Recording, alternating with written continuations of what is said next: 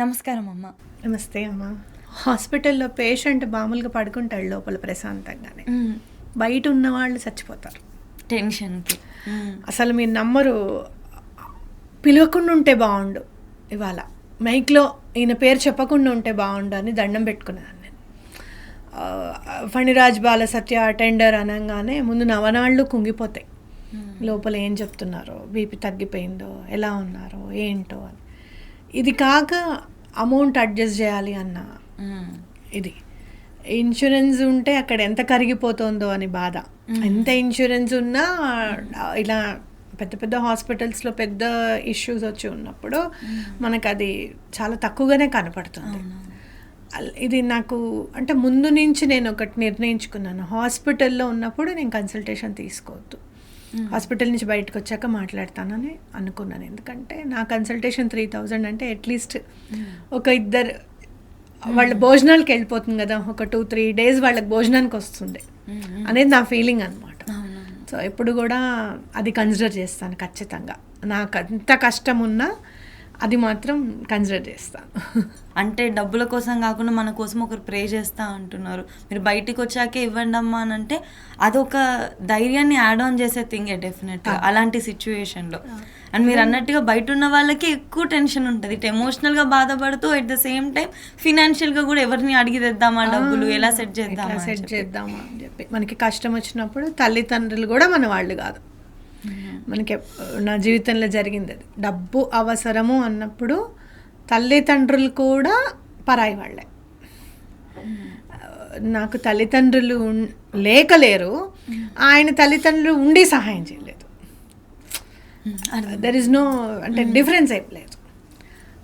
అది నేను ఎందుకు సహాయం చేయలేదు ఏమిటి అనేది నాకు అర్థం కాదు. నాకు ఎప్పటికీ కూడా అంతు చిక్కని విషయం అన్నమాట, సహాయం ఎందుకు చేయరు ఈయన దాకా వస్తే అనేది అంతు చిక్కని విషయం. బట్ స్టిల్ భగవంతుడు అనేవాడు మనకి సహాయం చేస్తాడు ఎటువంటి పరిస్థితుల్లోనూ, భగవంతుడు మనకి అండగా ఉంటాడు అనేది ఖచ్చితమైన సత్యం. ఇది లాస్ట్ ఏప్రిల్లో నేను ఒకసారి హారోస్కోప్ ఆయనది నాది దగ్గర పెట్టుకొని చూసుకున్నప్పుడు చాలా ఖర్చు అనేది నాకు కనిపించింది అనమాట. కనిపించినప్పుడు ఇంత ఖర్చు ఉంది ఎట్లా అనంటే, మీరు నమ్ముతారో లేదో కానీ చాలా హీలింగ్స్ నేను చేశాను. అంటే ఆల్మోస్ట్ మార్నింగ్ 3:30కి పడుకొని 5:30కి లేచిన రోజులు ఉన్నాయి. ఓన్లీ 1-2 hours పడుకునేదాన్ని అంతే. భగవంతుడికి ఆ 2 hours ఎలా ఛార్జ్ చేస్తావు చేయను, ఆయన నీ ఇష్టం, మనం సంపాదించాలి, డబ్బు చాలా అవసరం ఉంది, మనానే అంటాను నేను స్వామిని కూడా, మనకు అవసరము అని చెప్పి చేశాను. ఏది కూడా ఎక్కడ కూడా ఆయన అప్పు చేయకుండా ఆయనకి ట్రీట్మెంట్ అనేది జరిగిందనమాట. సో ఇదంతా భగవంతుడు సహాయం లేకపోతే మనం చేయలేం. అయితే ఎప్పుడు కూడా నా అనుకున్న వాళ్ళు సహాయం చేయలేదు అని చెప్పి కుంగిపోకూడదు. భగవంతుడు ఉన్నాడు మనకి, ఆయన అండ ఉంటే అందరూ ఉన్నట్టే అనేది ఖచ్చితంగా మనం గుర్తుపెట్టుకోవాలి. ఇట్లానే ఎంత మంచి మంచి క్లయింట్స్ అంటే, అసలు అమ్మ మీరు సర్జరీ అంటే ఏమాత్రం ఆలోచించకండి, నేను తీసుకొచ్చేస్తాను, నన్ను అమ్మ అనేది ఆయనేమో అంకుల్ అనో లేకపోతే సార్ అనో సంబోధించేది అమ్మాయి. ఇక్కడ చేయిద్దాం, యూఎస్లో చేయిద్దాం, మీరేం డబ్బుల గురించి మీరు ఆలోచించద్దు, నేను ఒక్కసారి అందరి దగ్గర అంటే ఇలా అవసరం ఉంది అని చెప్పి నేను కనుక పెడితే గ్రూప్లో పెడితే ఇస్తారు, మీరు దాని గురించి ఆలోచించకండి, ఆయనకి సర్జరీ అంటే మాత్రం అక్కడ చేయించకండి, యూఎస్ తీసుకొచ్చేసేయండి అని. ఎవరు ఉంటారు అట్లా? మన అనుకున్న వాళ్ళు కూడా మనకి చేయరు. ఈ ప్రేమ అనేది కేవలం ఈ ప్రొఫెషన్ నుంచి వచ్చింది అనేది నా నమ్మకం. అలాగే ఈ ప్రొఫెషన్ ఎప్పుడు కూడా నేను డబ్బు సంపాదించే ఆయుధంలాగా మాత్రం ఎప్పుడు చూడలేదు. రక్షించే స్వామి రక్షిస్తారు, నాదేముంది జస్ట్ మీడియం. ఇప్పుడు మనం ఏదైనా స్కూల్లో జాయిన్ అయ్యాం, ఇంగ్లీష్ మీడియం, తెలుగు మీడియం, ఏ మీడియంలో మనం చదువుకుంటే మనకి జ్ఞానం వస్తుంది అనేది మన ఇష్టం. అలానే భగవంతుడు ఎంచుకున్నాడు నన్ను మీడియంగా అని మాత్రం అనుకుంటాను నేను, ఆయనే చేస్తాడంతా కూడా అనేది ఖచ్చితంగా నమ్ముతాను. వాళ్ళు చూపించే ప్రేమ ఏదైతే ఉందో ఓన్లీ ప్రొఫెషన్ వల్ల కాదు, ఈ ప్రొఫెషన్లో మీరు చూపించిన ఇది ఉంది చూడండి, వాళ్ళని ప్రేమగా అది చేయడము, వాళ్ళ కోసము మీరు ఎంతో కాన్సన్ట్రేషన్ అండ్ ఫోకస్ పెట్టి మీది సెకండ్ ప్రయారిటైజ్ చేసుకొని వాళ్ళ ప్రాబ్లమ్నే మీ లైఫ్లో ఫస్ట్ ప్రయారిటీ అనుకుని మొక్కినప్పుడే కదా అలాగ జరిగేది. నిస్వార్థంగా మీరు వాళ్ళ కోసం చేసిన ఇదేదైతే ఉందో అదే వాళ్ళకి మీ పట్ల అంత ప్రేమని పెంచింది. మీకు ప్రాబ్లం వచ్చిందంటే వాళ్ళకంట తడొచ్చింది అంతే. ఇంకా హీలింగ్ అనేది నేను నిస్వార్థం అని నేను అనుకోను, ఎందుకంటే హీలింగ్కి నేను చార్జ్ చేస్తాను. అది అయితే ఒకటి వర్క్ ఈజ్ వర్షిప్ అనుకుంటా. డెఫినెట్గా నేను ఐసీయూలో ఉన్నారు, ఒక అబ్బాయికి జాబ్ గురించి నేను హీలింగ్ చేయాల్సి వచ్చింది. ఆయన ఐసీయూలో ఉన్నారు, బట్ స్టిల్ నేను ఒక హాఫ్ అన్ అవర్ చెప్పులు వేసుకొని దండం పెట్టుకొని వెంటనే అతనితో మీరు మాట్లాడాలండి మా అబ్బాయితో అంటే వెంటనే ఇమీడియట్గా, వాళ్ళకి ఎవరికి తెలియదు నేను ఐసీయూలో ఉన్నారు, నేను కష్టంలో ఉన్నాను, ఏమీ తెలియదు. మాట్లాడడం, ఆ అబ్బాయికి జాబ్ రావడం జరిగిందనమాట. అంటే ఎంత బాధలో ఉన్నా కూడా ప్రొఫెషనే మనం ఛార్జ్ చేసినందుకు మన కర్తవ్యాన్ని మనం నిర్వర్తించాలి. కేవలం వర్క్ ఈజ్ వర్షిప్ అన్న మాటని నా మైండ్లో నేను పెట్టుకోవడము చేయడం అనేది జరిగింది. లాస్ట్ డే ఒక్కళ్ళకి చెప్పాను, ఏమండి మా వారు ఇలా 2-3 అవర్స్లో వెళ్ళిపోతారు, ఇంకా డాక్టర్స్ చెప్తున్నారు, నేను ఇవాళ మాట్లాడలేను, ఒక 1 మంత్ తర్వాత నన్ను కాంటాక్ట్ చేయండి అని చెప్పి పెద్ద ఆయన ఈ రోజుకి అర్థం చేసుకున్నారు నన్ను. వాళ్ళు హీలింగ్ అని చెప్పి పేమెంట్ చేశారు, ఈ రోజుకి అర్థం చేసుకున్నారు ఒక 2 రోజుల్లో వాళ్ళ హీలింగ్ స్టార్ట్ చేయాలి అంటే. పేమెంట్ చేసిన తర్వాత జనరల్గా ఎవరైనా ఏమంటారు, అమ్మ ఇంకా ఎన్ని రోజులు ఆగాలమ్మా అని అంటారు. కానీ వాళ్ళ దగ్గర నుంచి ఈ రోజు వరకు నాకు ఫోన్ రాలేదు. అంటే వాళ్ళు ఎంత నమ్మకమో చూడు అసలు, అట్లా అనమాట. సో వర్క్ ఈజ్ వర్షిప్ అనుకున్నాను, అలానే చేశాను. డెఫినెట్లీ అమ్మ. నేను ఇందాక మీరు ఇలా నిస్వార్థంగా ఇలా చేస్తున్నారన్న మాట ఎందుకన్నాను అంటే, డెఫినెట్లీ చేసే ఏ జాబ్కైనా కూడా పే అనేది ఎవరికైనా కావాలి, నాకైనా కావాలి, ఇక్కడ వర్క్ చేసే ఎవరికైనా కావాలి. బట్ దాన్ని కమర్షియలైజ్ చేసుకోకపోవడం, వాళ్ళ అవసరాన్ని మనం స్వార్థానికి ఇప్పుడు వాళ్ళు అవసరంలో ఉన్నారు కదా అని చెప్పేసి వీలైనంత లాగేస్తారు, ఇది అది ఇది అని చెప్పి. బయట మార్కెట్లో ఇది నిజంగా జరుగుతున్న విషయమే. అవును, ఇది బయటికి యాక్సెప్ట్ చేసినా చేయకపోయినా జరుగుతున్న విషయం ఇది. డెఫినెట్గా పే తీసుకొని దానికి తగ్గట్టుగా 100 కాదు 110% ఎక్కువ వర్క్ చేసి వాళ్ళకి ఖచ్చితంగా క్యూర్ కావాలి, దీన్ని మనం అవసరానికి యూజ్ చేసుకోకూడదు అనుకోవడమే ఈ కాలంలో బీయింగ్ నిస్వార్థం అమ్మ. అండ్ ఇంకొకటి చేంజ్ అయిపోతుంది అంటారు కదా, జనరేషన్ మారే కొద్దీ, అలాగే ఇప్పుడు ఇది. ఇంకోటి, నేను సంపాదించే దాంట్లో ఖచ్చితంగా దైవ కార్యక్రమాలు ఎప్పటికప్పుడు జరిగిపోతూనే ఉంటాయి. ఆల్మోస్ట్ ఇప్పుడు 2 years నుంచి మనం 4 అమ్మవార్లు అంటే 4 నవరాత్రులకి చేయడం, దశమహావిద్యలు చేయడం. ఈ ఈవెంట్కి కొంచెం ఇబ్బందిగా ఉందండి అని అంటే మీరేం ఆలోచించకండి నేను ఇస్తాను అని చెప్పి ఈవెంట్స్ చేయడము చాలా అట్లా. అంటే ఇంకోటి, నా అదృష్టం భగవంతుడే భర్తగా లభించాడని నేను అనుకుంటా. అది అంటే ఆయన ఎప్పుడు కూడా ఇది చెయ్యకు, చూసుకున్నావా, డబ్బులు ఎంత ఉన్నాయో, మనకు కావాలి కదా, దాయవా, నువ్వు అట్లాంటివి ఏమి అస్సలు.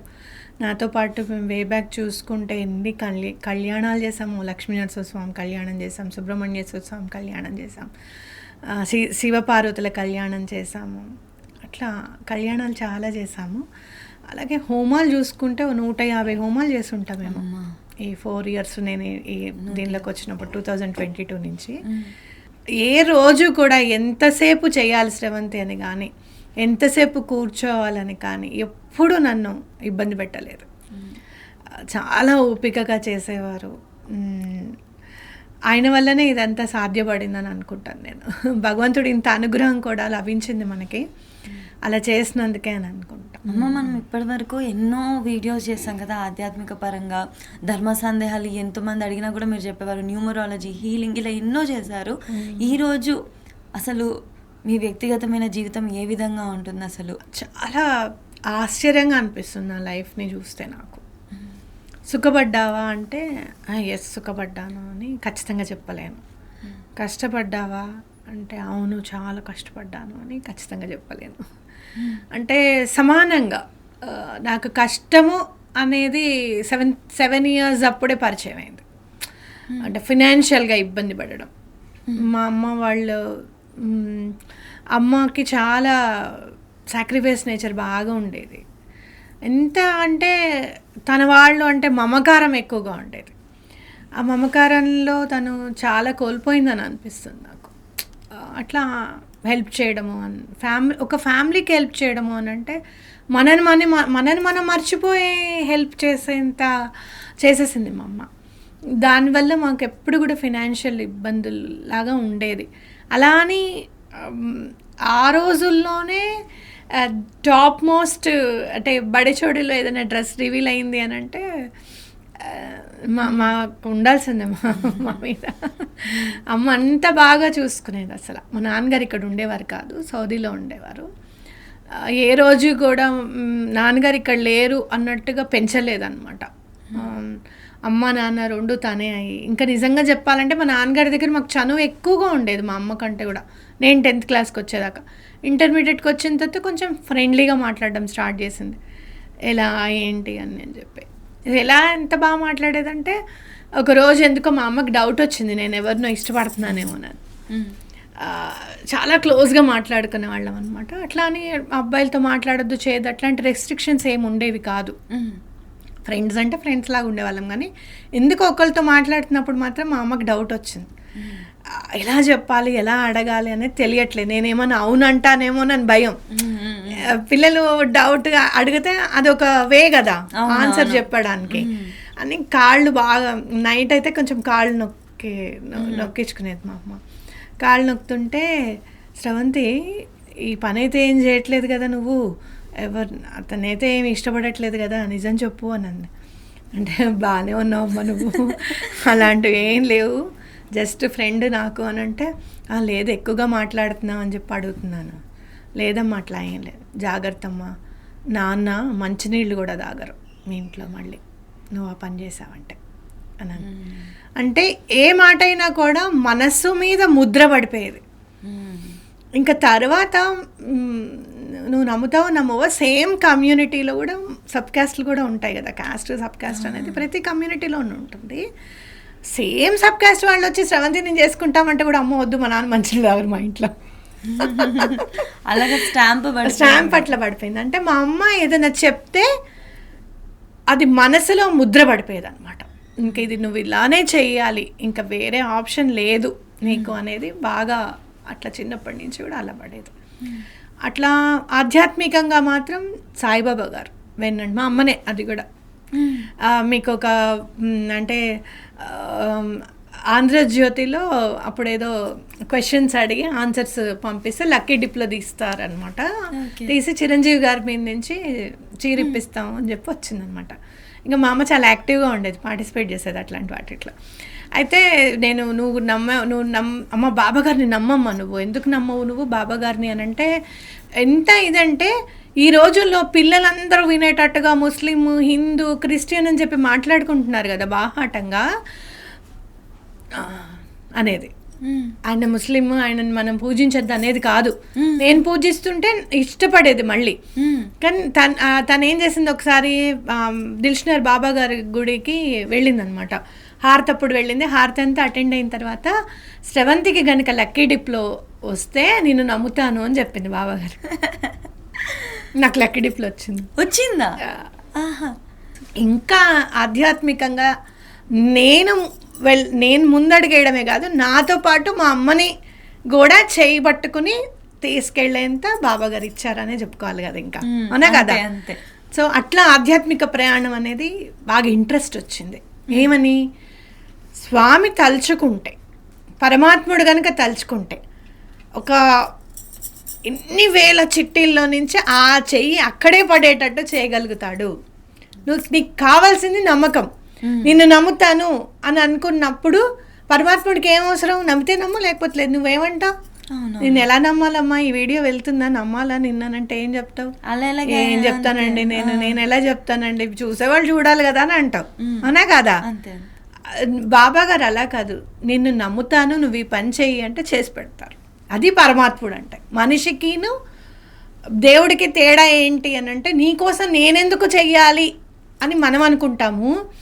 సరే నమ్ముతావు కదా, నీ జీవితం ఇంకా బాగుపడుతుందిరా, నీకోసం చేస్తానులే అని పరమాత్ముడు అనుకుంటాడు. అలా ఆధ్యాత్మిక జీవితం అనేది స్టార్ట్ అయిందనమాట. స్టార్ట్ అవ్వడము, ఆయన విపరీతమైన భక్తి, విపరీతంగా ఎక్కడికైనా సరే భజనలకి వెళ్ళిపోవడము, దండం పెట్టుకోవడము. ఏదన్నా సమస్య వస్తే మా ఇంట్లోనే నన్ను అడిగేవాళ్ళు. అప్పుడు బాబా గారిది బుక్ ఓపెన్ చేసి ఈ పని చేయాలి అని అనగానే ఆ పని చేస్తూనే అది చేస్తే చాలు పని అయిపోవడము. అప్పుడు మీ ఏజ్ ఎంతమ్మా? 16, 17 అంతే. 17 ఇయర్స్కి నేను శ్రీ విద్యోపాసనలో చండీ హోమాలు, అమ్మవారివి సంబంధించిన అంత పూజ, కుంకుమార్చన చాలా అసలు విపరీతంగా చేసుకొని ఉన్నా. ఈయనకి brain tumour first time surgery అయినప్పుడు డాక్టర్స్ ఎక్స్పెక్ట్ చేశారు స్పీచ్ లాస్ అవుతుంది, అంటే స్పీచ్ దగ్గర వచ్చిందనమాట. ఈయనకి స్పీచ్ లాస్ అవ్వచ్చు, మెమరీ లాస్ అవ్వచ్చు అని చెప్తే 10 ఏళ్ళు ఆయన ఎటువంటి ప్రాబ్లం లేకుండా ఉన్నారు అని అంటే ఆ కుంకుమార్చనే నాకు హెల్ప్ చేసిందని అనుకుంటా. ఎంత ఓపికగా అందరు పెళ్ళైన వాళ్ళే వచ్చేవాళ్ళు, పెళ్ళిగాని వాళ్ళు వాళ్ళ పిల్లలు వచ్చినా, ఆంటీ పిల్లలు వచ్చినా వాళ్ళు కూడా నన్ను అనేవాళ్ళు, చాలా ఓపికగా చేస్తావు నువ్వు, చాలా ఇంట్రెస్ట్గా చేస్తావు అని అనేవాళ్ళు అనమాట. అట్లా ఆధ్యాత్మిక ప్రయాణం అనేది భగవంతుడు ఇచ్చిన వరంగానే భావించాలి.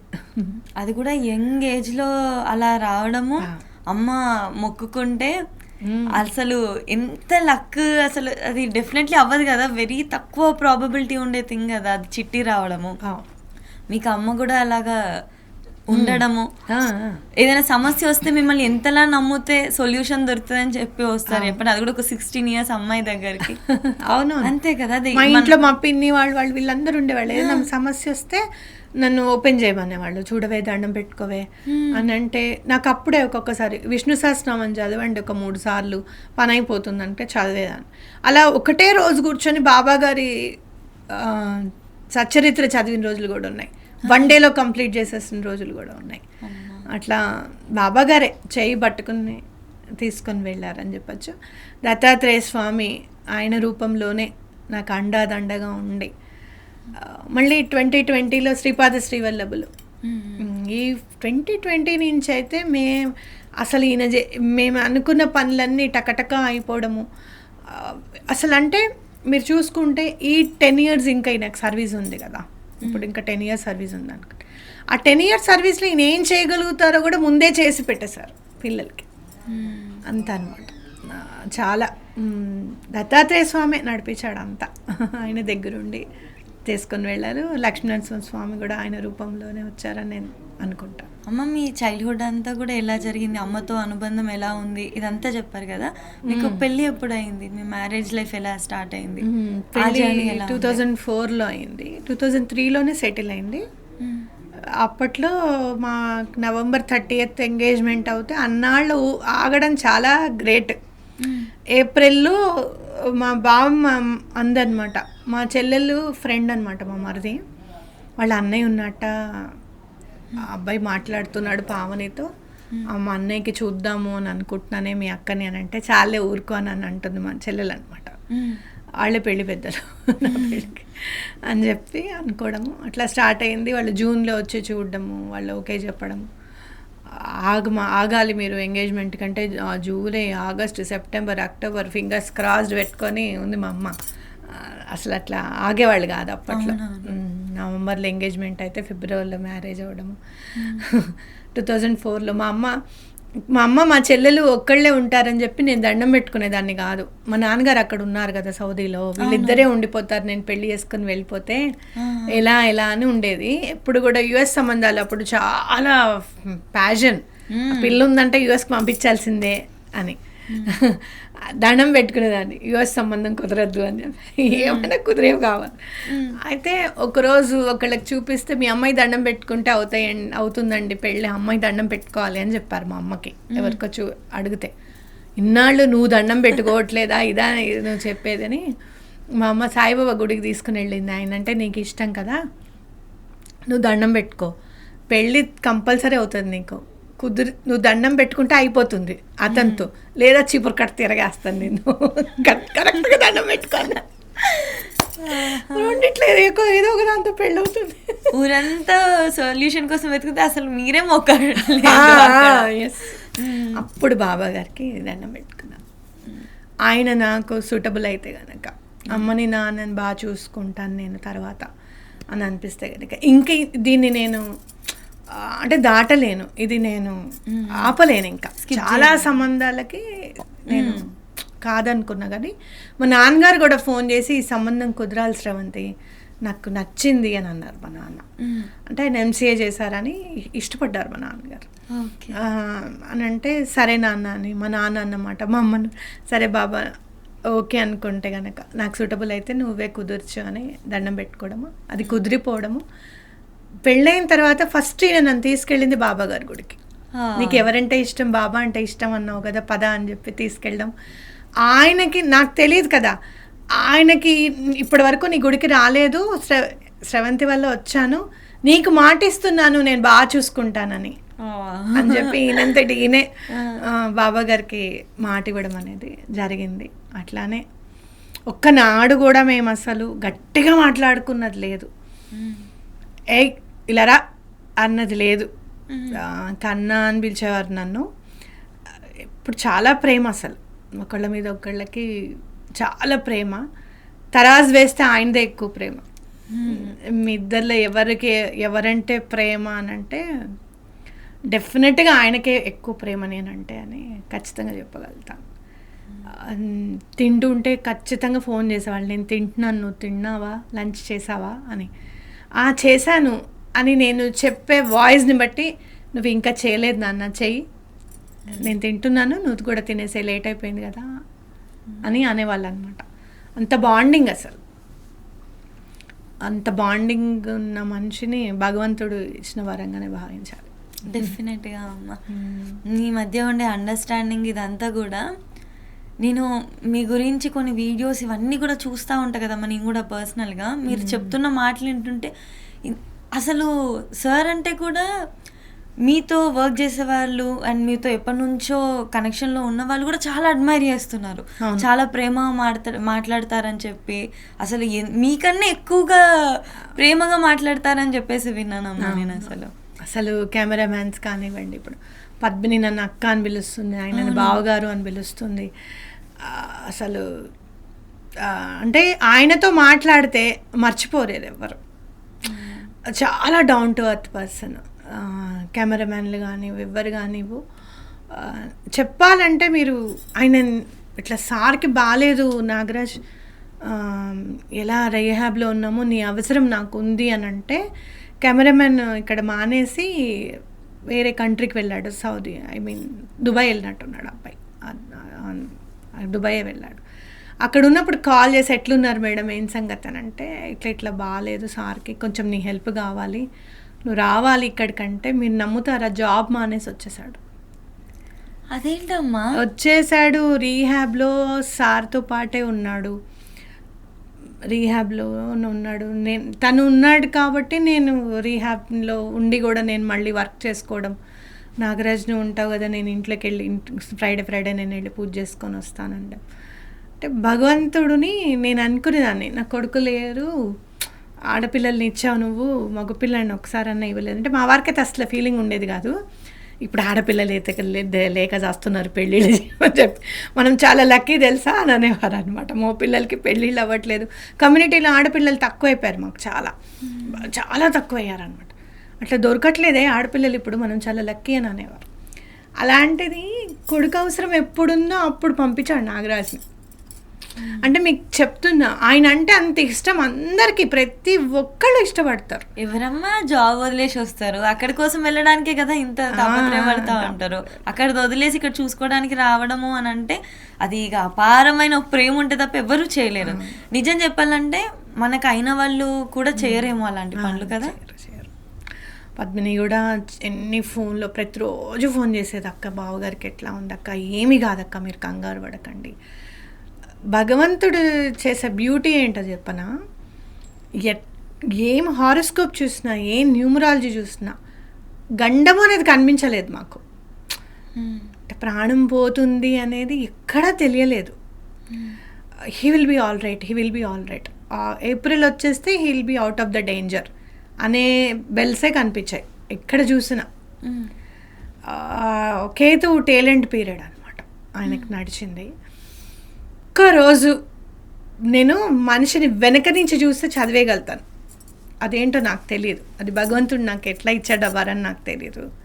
మా ఇంట్లో మా అత్తయ్య నాకు చాలా హెల్ప్ చేస్తుంది, మా మేనత్త. అంటే మా తల్లిదండ్రులు మా దగ్గర నుంచి దూరం అయిపోయేటప్పటికి భగవంతుడు మా మేనత్తని మేనమాని మా దగ్గర ఉంచాడు. అర్థమైందా మీకు? అమ్మే ఇంకా తను అట్లా తను ఉన్నారు కదా, పర్వాలేదు మనం ఏదైనా చేసుకోవచ్చు వర్క్ అని చెప్పి మైండ్లో ఉంటుంది కదా. అట్లా జాతకంలో ఎక్కడ కూడా లేదు. అట్లా మా మేనత్త ఇంతకు చెప్పొచ్చేది ఏంటంటే, తను ఏమైనా వెనక నుంచి వర్క్ చేస్తూ ఉంటుంది వంటింట్లో చూసి, అత్త నువ్వు ఇవాళ చాలా డల్గా ఉన్నావు, నీరసంగా ఉంది, నీకు వదిలేసాయి, బయట నుంచి తెప్పించుకొని తినండి వాళ్ళు ఒక్కరోజు రెస్ట్ తీసుకో అని చెప్తా. వెనక నుంచి చూస్తే నాకు అర్థమవుతుంది, అదేంటో నాకు తెలీదు. అలాంటిది ఈయన ఇంకొక 3 or 2 daysలో హాస్పిటల్లో ఇంకా జాయిన్ అవుతారు అన్నప్పుడు ఆయన ఫిజియోథెరపీకి వెళ్తుంటే ఆయన వెనక నుంచి చూసాను. నేను చూసి కష్టం, ఇంకా ఈయన సర్వైవ్ అవ్వడం అనేది కష్టము అని చెప్పి తెలిసి కళ్ళమ నీళ్ళు తిరిగిపోయాయి. ఇంకా ఏం చేయాలో నాకు అర్థం కాదు, అసలు అర్థం కాక ఇంకా ముందుకు వెళ్ళాల్సిందే మనం అనుకోండి. ఇందాక మీకు వినిపించాను చూడండి, శివుడి గురించి నేను రాశాను. బాగా ఏడ్చాను ఆ రోజు, బాగా మా చెల్లెలకి ఫోన్ చేసి, మామూలు ఏడుపు కాదు అసలు, మా చెల్లెలు తట్టుకోలేకపోయింది, అంతెందుకు అక్క ఏడుస్తున్నావు అని చెప్పి ఏడ్చిన తర్వాత రాసింది అది ఆయన గురించి. అది అప్పుడు రాసి ఆ సిచ్యువేషన్లో ఏడ్చేసిన తర్వాత మళ్ళీ కళ్ళనీళ్ళు తుడుచుకొని మళ్ళీ పోస్ట్ చేయాలి, ఏదో ఒకటి మనం స్వామికి మనం కృతజ్ఞత చూపించాలి అని అనుకుంటా నేను. అది మళ్ళీ నన్ను నేను సముదాయించుకుని రాసింది. ఆడే ఆట చాలా పెద్దది మహాశివుడిది అని అనుకుంటే ఆ నెక్స్ట్ డేనే మేము హాస్పిటల్కి వెళ్ళిపోయాము. ఇంకా ఆయన కాన్షియస్లో ఉండట్లేదు అనేది నాకు అర్థమైంది అనమాట. రీహాబ్లో యాక్టివ్గానే ఉన్నారండి అని అన్నారు రీహాబ్లో చూసిన డాక్టర్. లేదండి నేను వెళ్ళిపోతాను కిమ్స్కి అని చెప్పి ఇమీడియట్గా తీసుకెళ్ళడం జరిగిందనమాట. అమ్మ మీరు ఇందాక నాకు ఇంటర్వ్యూ స్టార్ట్ అయ్యే ముందు వినిపించారు, అది వింటే మీరు ఎప్పుడో రాసుంటారు.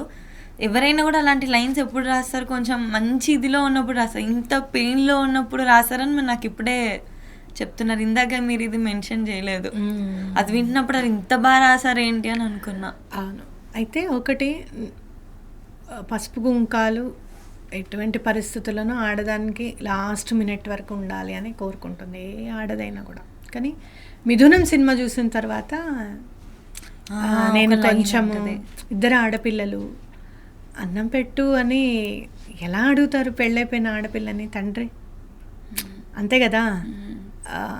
ఎవరి జీవితాలు వాళ్ళవి, మగపిల్లాడైనా ఆడపిల్లైనా ఇప్పుడు ఎవరి జీవితాలు వాళ్ళవే. ఆడపిల్లనే కాదు, కొంచెం ఆడపిల్ల అనేసరికి ఇంకొంచెం ప్రేమ, కనీసం తండ్రికి తెలియకుండా అన్న, మగుడికి తెలియకుండా అన్న ఫోన్ చేస్తుంది ఆఫీస్కి వెళ్ళిపోయిన తర్వాత, నాన్న ఏం చేస్తున్నావు అనే కాదు.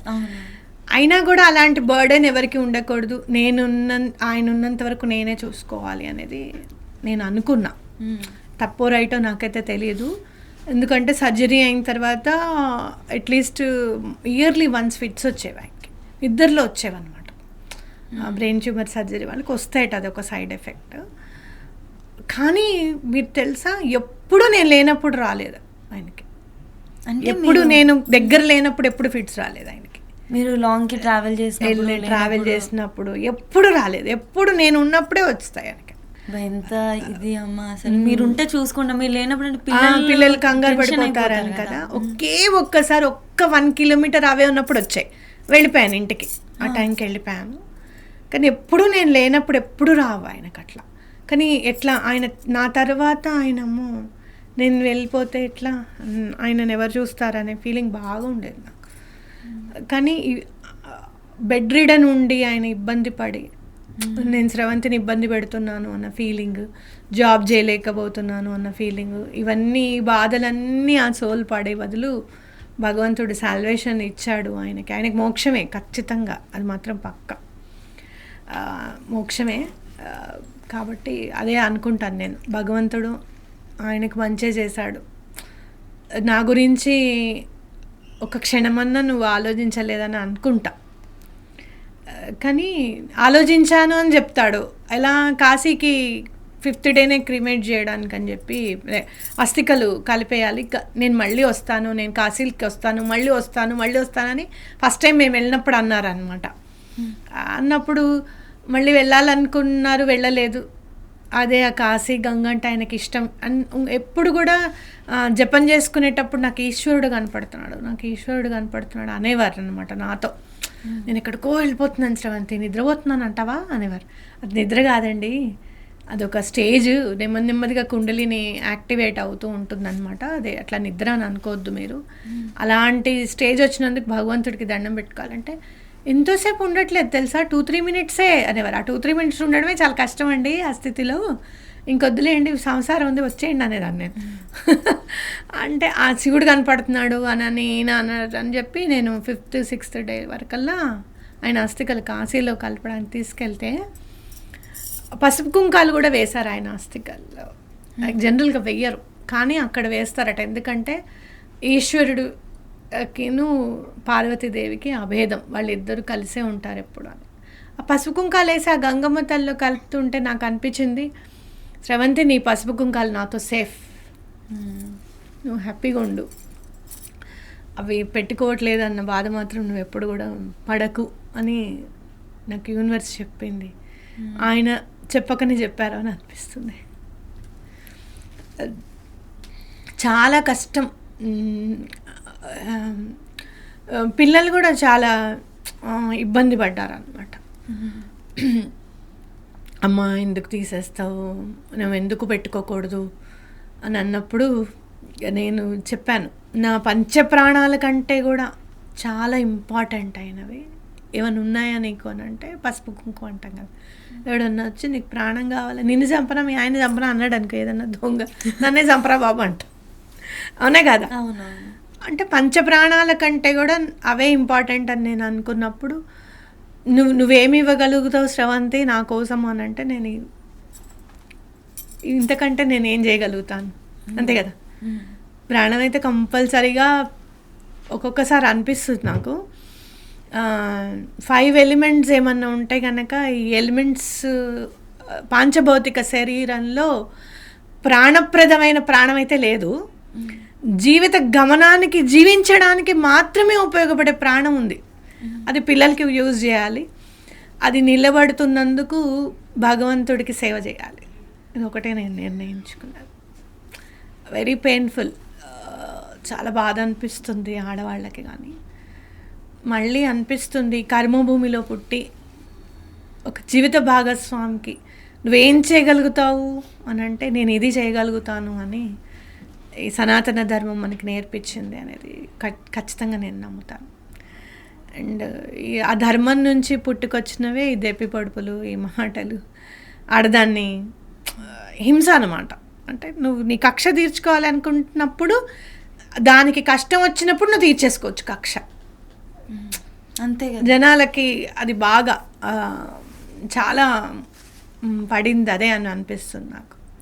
అది ఎవరికన్నా వస్తుంది. శ్రీరాముడిని కన్నా కౌసల్యాదేవికే తప్పలేదు, మనం ఎంత అసలు అవునా కాదు. అవును, శ్రీరాముడు అనుకున్నట్ట, నాకు తెలుసో తెలీదో, నాకు నేను చదివిన దాంట్లో ఏమ్మా ఒక్కసారి నాన్నగారు పోయినప్పుడు నాకు ఒక్కసారి నన్ను కలవకపోయావా, అప్పుడు పసుపు కుంకాలు అవి తీసేటప్పుడు ఇది ఇలా తెల్లచీర కట్టుకునేటప్పుడు నన్ను ఒక్కసారి తలవకపోయావా అమ్మ అని అనుకున్నారట ఆయన.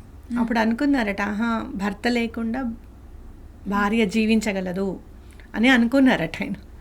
అప్పటిదాకా వైదవ్యం లేదుట, నాకు తెలుసో తెలియదు.